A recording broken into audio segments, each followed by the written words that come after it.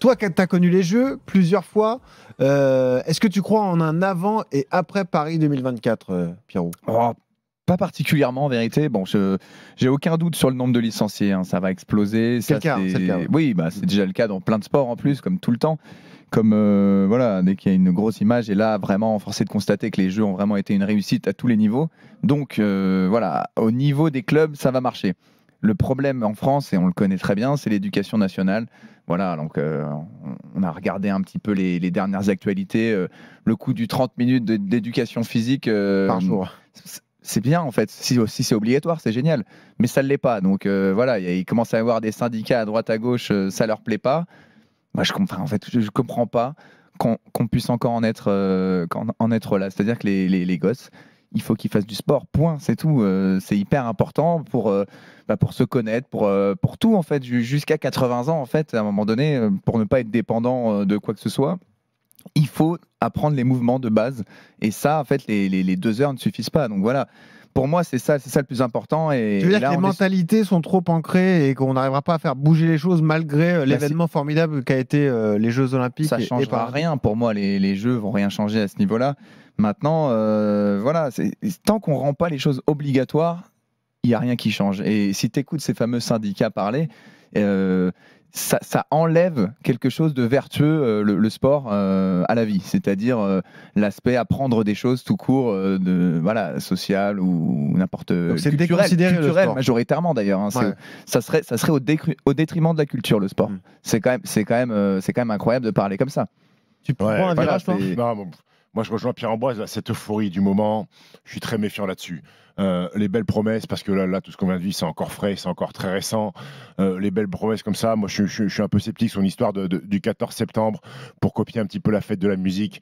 Ok, pourquoi pas. Bon, les enfants vont aller dans la rue, ils vont prendre un arc, ils vont tirer 3 fléchettes. Ok, c'est cool. Ils vont découvrir. Mais oui, c'est ridicule en fait.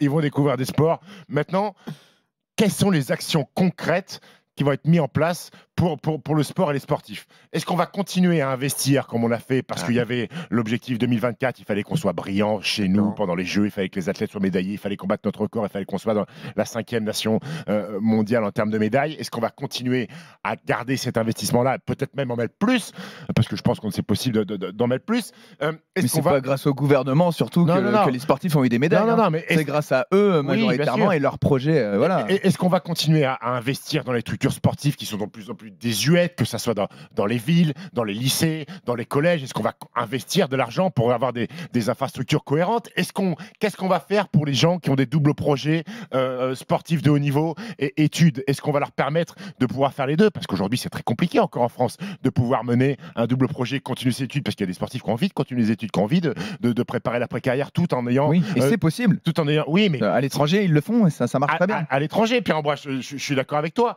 parce que pour moi, ça reste du vent, en fait. Pour moi, ça reste du vent. Tant que notre ministre des Sports, qui n'a pas encore été décidé, puisque Amélie Oudéa-Castéra est une ministre démissionnaire, donc on attend le nouveau gouvernement, le nouveau budget alloué au ministère des Sports. Moi, j'ai envie qu'au gouvernement, notre ministre des Sports, elle soit au premier rang, qu'elle lève la main et on lui donne la parole en premier, parce que ça fait des années que les ministres des Sports, c'est dernier rang, au fond du radiateur. Un peu moins ces derniers mois, parce qu'il y avait l'échéance olympique. C'est une complète hypocrisie. La ministre des Sports au gouvernement, elle lève la main au fond, et puis s'il reste 3 minutes et qu'elle a un truc à dire, on va l'interroger, en fait. Prenons le pouls au 32-16, notamment Roger, parce que Roger, il est président d'un petit club de Régional 2 de foot. Salut Roger. Salut Roger. Salut. Bonjour à vous. T'as un très joli prénom, Roger. Oui, il est fan de Roger Federer, c'est pour ça. Roger, est-ce qu'il y a eu un effet olympique dans ton club? Bon, c'est un club de foot, donc c'est pas forcément le sport olympique par excellence, le foot. Hein. Non, eh bien justement, non, j'ai pas ressenti d'effet spectaculaire en début de saison. En général, en plus au foot, on a eu un bon parcours chez les masculins.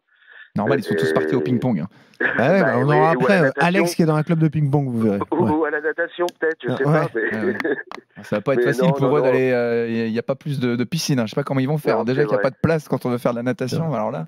Roger, tu crois à l'héritage des Jeux ou pas du tout? Non, pas à mon niveau. Au niveau football, j'y crois pas. Honnêtement, non, il y a pas. C'est pas l'effet Coupe du Monde qu'on peut ressentir quand on va au bout d'une Coupe du Monde. Là, on sait qu'on a 5 ou 10%, voire peut-être même plus de petits U7 ou U9 qui vont signer. non, là, j'ai aucun retour, en fait, voilà, par rapport aux autres années, c'est transparent, quoi. C'est quoi dans ton club? Mais c'est normal, parce que c'est le foot. Hein, Roger, la dépression, j'allais dire, ça va en corrélation avec ton sport. Le football n'est pas aux Jeux Olympiques. C'est pas exactement. Et tu fais bien de parler de la Coupe du Monde. Quand c'est la Coupe du Monde, tu sens l'effervescence. Mais les Jeux Olympiques, t'as pas vocation à faire accroître le nombre de licenciés au football dans votre sport, qui est déjà le sport collectif numéro 1. C'est très important dans les autres sports, à mon avis, oui. Il y a plein d'autres sports qui voient, à mon avis, leur nombre de licenciés augmenter par rapport aux performances aux Jeux Olympiques, mais pas le foot. Eh ben Roger reste avec nous parce qu'on va accueillir Alex qui est avec nous. Salut Alex. Salut Alex. Salut tout le monde. Salut. Alex, toi tu es licencié dans un club de ping et là tu as vu un effet Jeux Olympiques. Alex, je te coupe, je suis sûr que je te tape au ping-pong. Je te le dis tout de suite. Ils ont même pas de filet au 3e étage chez RMC, donc je sais pas sûr. Alex, je te tape au ping-pong. Quand tu veux. Eh ben monte à Paris comme on dit et tu viens défier Stephen quand tu veux Alex. Okay. Allez, Paris tenu. Mais qu'est-ce qu'on met en jeu? J'ai ma prise porte-plume qui est exceptionnelle. Ah bon? Un cadeau. Un cadeau. Non mais il va trouster, hein. Il est en club. Oui alors, moi aussi j'étais en club à un moment donné quand j'étais jeune. En club de ping. J'avais ma propre raquette, que j'avais mis des revêtements exceptionnels, qui avait une accroche de ouf, j'avais un spin en coup droit qui était incroyable. Non mais attends, mais les mecs de club, ils te font un service, c'est fini, on l'a remis. Non mais ils se rendent pas compte. Alex, s'il te plaît, Alex, viens l'humilier dès que tu peux, s'il te plaît, un dimanche. Écoute, avec plaisir. Si tu mets un bon cadeau en jeu, je viens. Allez, c'est fait. Tu ressens un effet Jeux Olympiques dans ton club? Oui. Depuis la rentrée, nous on a eu énormément de nouveaux joueurs et surtout des enfants. Les frères Lebrun. À cause des frères Lebrun. Bah oui, les cousins Lebrun, apparemment. Ils ont qu'un nom en tête, c'est les frères Lebrun. Et il y a eu une explosion des licenciés, surtout au niveau des jeunes. Mais la question qui suit, c'est est-ce que vous êtes équipé en termes de coach, d'entraîneur, d'infrastructure pour recevoir cet afflux de licenciés?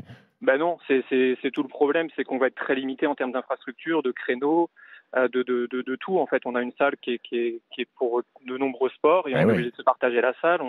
C'est assez compliqué, donc on a un créneau à proposer et donc là on est complet malheureusement et on peut pas prendre d'enfants supplémentaires. Et concrètement, il vous faudrait quoi exactement? Justement, c'est simple. Mais il nous faudrait des créneaux supplémentaires, peut-être une salle supplémentaire, peut-être que la mairie mette à disposition des locaux ou des investissements qui devraient être faits pour avoir des locaux supplémentaires. Je ne sais pas si c'est toujours comme ça, mais la problématique du tennis de table, moi quand j'étais jeune et que j'allais faire du basket dans des salles, c'est des salles où tu fais du basket, où tu fais du hand, tu as les tables de ping-pong qui sont rangées derrière et quand c'est leur créneau, il faut sortir les tables de tennis de table, il faut les déplier, tu joues et après tu as une heure, après il faut les ranger, il faut les remettre en place. Donc en fait, c'est pas vraiment à vous ces salles-là. Non, c'est ça, c'est des salles qui sont généralement communales et qui sont partagées avec tous les sports. Et il y a très peu de clubs de tennis de table qui ont leurs propres infrastructures. Parce que très peu. Concrètement, l'exemple des frères Lebrun, c'est qu'ils ont baigné dans le tennis de table depuis tout petit. Ils avaient leur de 3 ans. Hein. Eh oui, c'est ça, leur père ou leurs oncles, qui était déjà très solide et leur oncle également au niveau du tennis de table. Ils jouaient tout le temps chez eux. Quotidiennement, ils s'affrontaient, les deux frères d'ailleurs, Alexis et Félix. C'est ce qui leur a permis d'augmenter le niveau. Mais Alex, par exemple, un jeune, je sais pas, de 7-8 ans, il s'entraîne combien de fois par semaine au ping?